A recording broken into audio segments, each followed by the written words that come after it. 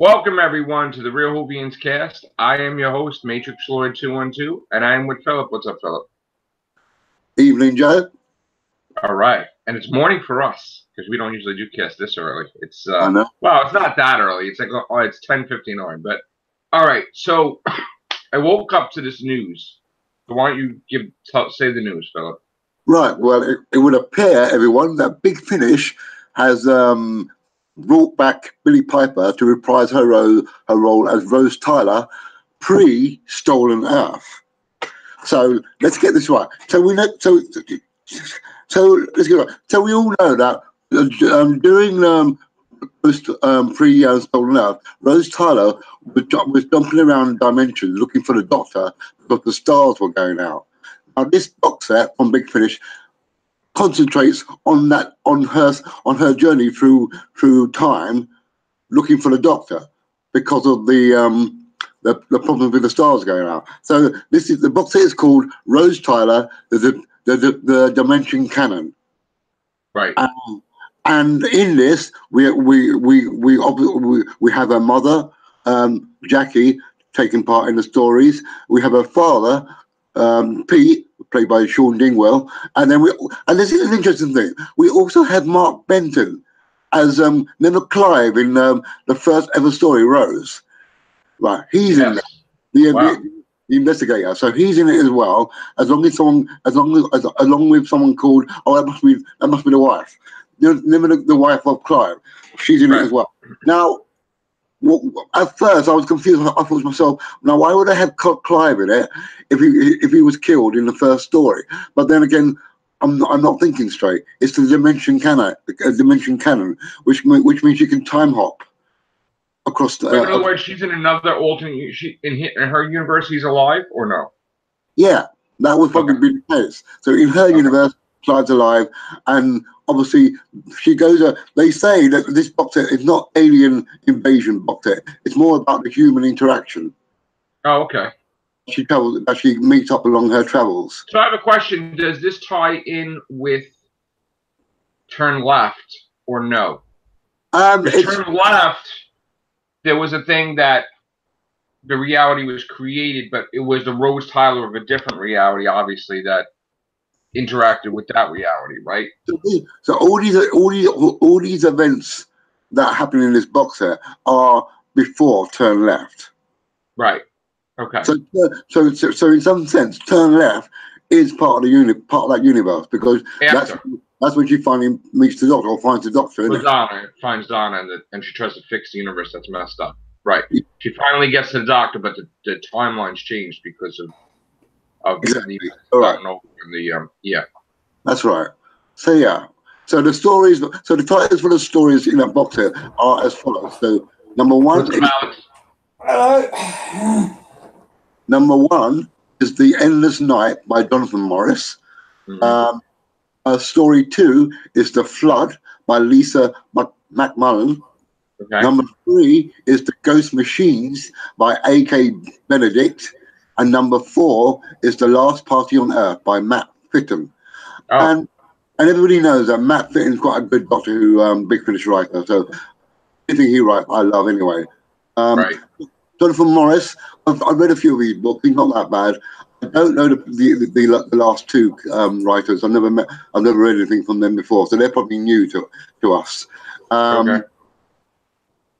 This series has its own distinct tone, focusing on the era of Russell T Davies. There are no alien threats or villains to defeat. Instead, these amazing stories capture and showcase the beautifully rich human characters of Doctor Who.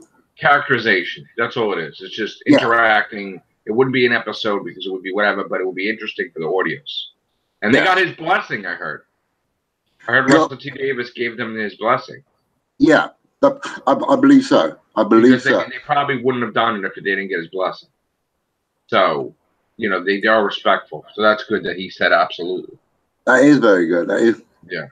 So, Alex, what you're coming into is that there was an announcement that there's going to be strictly Rose Tyler adventures showcasing her up until Stolen Earth, or up until Turn Left, or whatever. I just read it earlier. Yeah. And I was absolutely surprised. Yeah. I can't wait to hear that. Because I know. No monsters in this and that. It'd be an interesting listen. And they're really popping out stuff that people want to see. If you notice. Yeah. Yeah. They're catering to fans that want Rose Tyler back. You know, well, last night I was listening to the Genocidal Machine just to get an idea of if there's, you know, any decent story out there. Is that the 7th Doctor and 8th one, Genocide Machine? Yeah, yeah. That is a good story. It's one of my favourites. Yeah. And all I can say is that get some Big Finish writers onto the TV show. Yes. They should do that. I don't know why they can't do that. I don't know why. What stops the BBC? Because that would be excellent. They work hand in hand with the BBC to say what if they're going to write a story, Big Finish. They go to the BBC, say we're going to write this. Does it?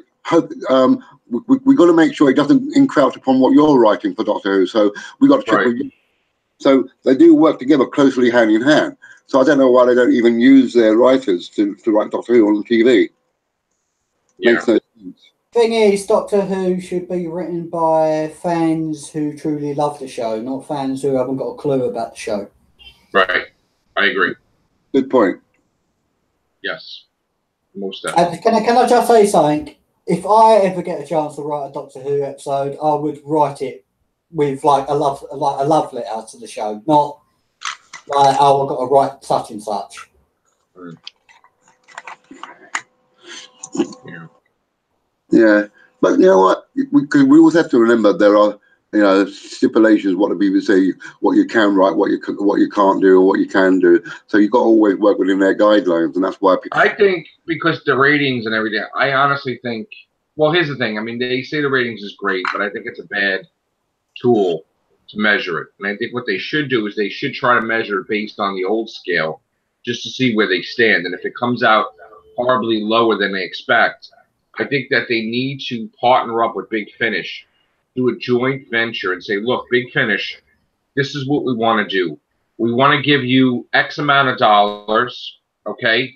And what we're going to do is we're going to do a thing called Doctor Who, and basically Big Finish, Doctor Who Big Finish Adventures. And we will re-showcase Paul McGann and episodes, and we'll give you the money to film what you want to film. You know, we'll get a showrunner, and it'll be linked with the audios, because you could have an audio attached to each episode with extra stuff in it, like extra scenes, extra thing. And while Doctor Who is off the air, it's like they're trying to build up the brand. The most important thing is building up the Doctor Who brand. So it'll be like something for everyone. While they're away with Jodie Whittaker, you get to see a little bit of Paul McGann. Maybe they could do audios for Capaldi. Maybe they could do... And the thing is, here's the thing. Doctor Who's about time travel. Doctor Who's about this. What's the big deal of having a series of Doctor Who? Like, if we had Doctor Who that spinned off into other spin-offs like Torchwood and Sarah Jane, what would be the big deal of spinning off Doctor Who into Doctor Who? Meaning, you have a series, a companion series of Doctor Who that is Doctor Who, but it showcases different Doctors missing adventures while Jodie Whittaker is not on the air. And just to build up the brand, because ultimately you want to get them used to Regeneration, the new fans, to showcase Paul McGann, showcase Matt Smith, Capaldi, Christopher Eccleston even. You do different things. And in this season of Big Finish, which probably will comprise of, like, let's say, 14 episodes, okay? Yeah. You film it in 2019, or you film it now, and when Doctor Who takes a break from Series 12, you put it out there. You know, so by 2020, you will have a whole season while Doctor Who season's not in effect. In other words, you could do a coordinate. You know how they do Walking Dead, Fear the Walking Dead, Fear the Walking Dead, Walking Dead. You know, the way they have it is Walking Dead starts in October, right? And then when Walking Dead gets cut, like whatever, Fear the Walking Dead comes back. I think no, wait. How does that work? Wait, let me see. No, it's Walking Dead, Fear the Walking Dead, Fear the Walking Dead, Walking Dead. So there's always Walking Dead on. Yeah, you've always got something. Like a month break or whatever, but there's always Walking Dead on. So they could do it with Doctor Who for a year or two, where there's always Doctor Who on. You have Doctor Who, then you have Big Finish Doctor Who, then Big Finish Doctor Who, and then you get to experiment to see, would people want Doctor Who all year round? Where you have 10 episodes of Jodie Whittaker in the same year as 14 episodes of Big Finish Doctor Who filming. And I think that that's something that they should invest in, BBC, because they do invest in new shows. But technically, this is a win-win. So why not invest money into the show if they know that they're going to make money? And here's the thing. The BBC need to start thinking about things as a business and making money rather than the ego. Because right now, I think the ego is more powerful than the money that they make or the thing. The ego is everything to them, but the ego is making them have less money. And I think that that's a bad business model. You need to get rid of the ego. Just, instead of putting money towards BBC shows that fail and everything else, just throw it towards more Doctor Who. You know what I'm saying? Just like if they decided to do a Sherlock spinoff, and they decided to do a Sherlock spinoff based on the character, the woman that's like forensics or whatever, and what does she do in the side in Sherlock universe? Like, you need to do that with Doctor Who, because you need to show, like, how powerful Doctor Who could be. Because I don't think they understand that if they treat the show right, and if they give the fans enough episodes, they will make more money than they've ever done before, because they will actually be giving people what they want. They'll be creating a series that people want and been clamoring for. Do you imagine one episode, you have Matt Smith with a Hawaiian t-shirt, going to visit Craig, and he's coming out with a snorkel and then a Sea Devils, and a new redesigned Sea Devils. And then you get to see a whole episode that you didn't see before.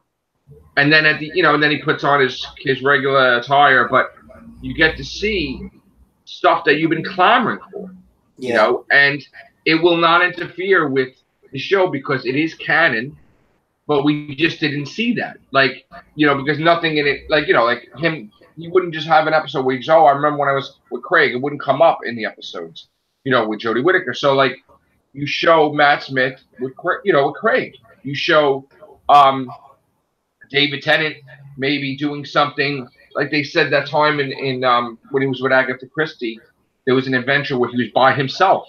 Yes. In the forest. Yeah. Yeah. So you could do stuff like that, and it won't interfere with canon. You could also do a whole series of David Tennant where he didn't want to go, like, back to Earth, and he named the galaxy Allison. All these different things that he said he was doing. You could do a whole bunch of, you could do episodes with David Tennant, and you could show him meeting River Song again, which I have it in my head that he met River Song again, like the Tennant, because she knew him. So that's what you need to do. Yeah. But you know what? It's just, lose the ego, because if they lose the ego and they make money, who cares? It's a win-win. It's a win-win. You're trying to build the BBC. You're trying to build your brand. You're trying to make money. You're trying to build for the future. Instead of having stories about the BBC may collapse, how about stories that the BBC are prospering because they're doing the right thing? Yeah. Saving their company. Okay. All right, can I give you overnight's ratings for last night's episode? Yeah.